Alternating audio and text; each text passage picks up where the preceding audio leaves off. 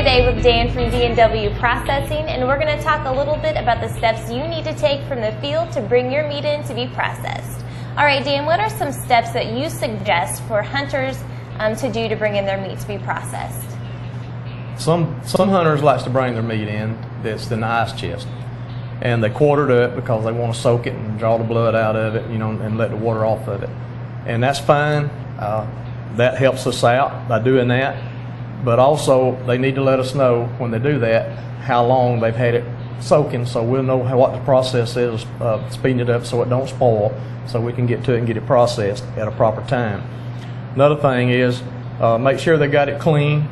Some has come in with pine straw, leaves, and dirt and feces and all that on it. I mean, they really need to some of them need to do a better job of getting it clean when they bring it in. We trim it up and do the best we can, but we can only give them back as good as what they brought to us to process. Right.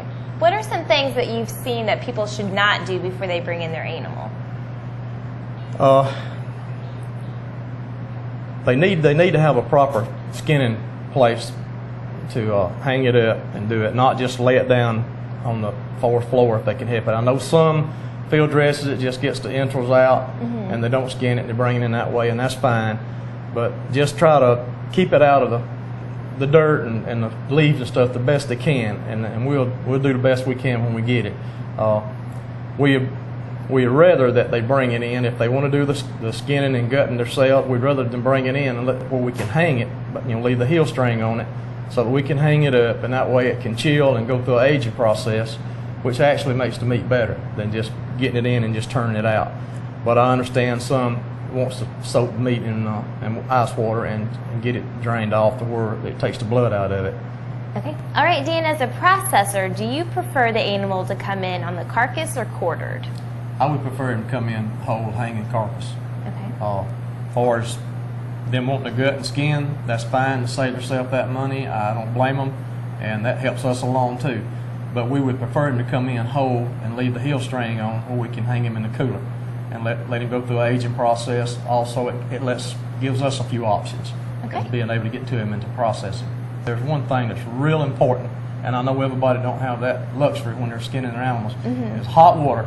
Okay. Hot water cleans. The cold water will just stick it and set. You can get some of the stuff off, but hot water will clean that animal just so much better than cold water will. Oh, that's a fact that a lot of people don't know. It'll cut the blood, it'll cut the hair loose. I mean, it does a lot thorough job of cleaning that animal, washing him off.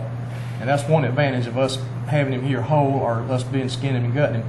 We got hot water that we run hot water on and wash him down. We get him washed down real good before he goes in the cooler. But we have some that bring them in. So now I don't want him back less than 2 weeks. And why is that? They want it to hang aging. Okay. Yeah, they want at least 2 weeks to hang, at least 2 weeks. Very few says that, but there is some that wants them to hang at least 2 weeks before they get them back. But most folks, they want them back, as soon as you can get it back where they can be eating meat. Right. They want to get their animal back. Dan, if it's a little bit warmer outside, do you suggest that they ice down the cavities so the meat doesn't start to spoil? Yes, I would. If they're going to be with the deer, keeping him out all day long and go on with their hunt, I would suggest putting some ice in there to keep him cool.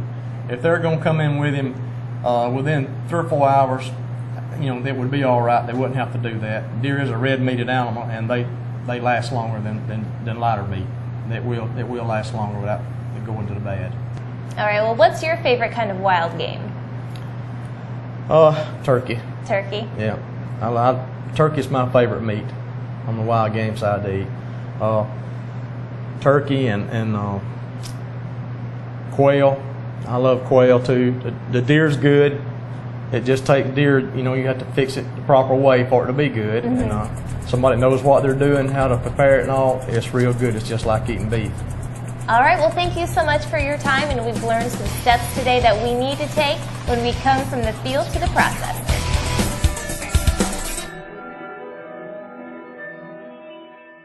Yeah, I'm really impressed at how lifelike these decoys work, and they worked great this 2010 turkey season. I can't wait to use them for years to come. Well, thanks for joining us today, and as always, stay tuned next week as we feature more great outdoor products.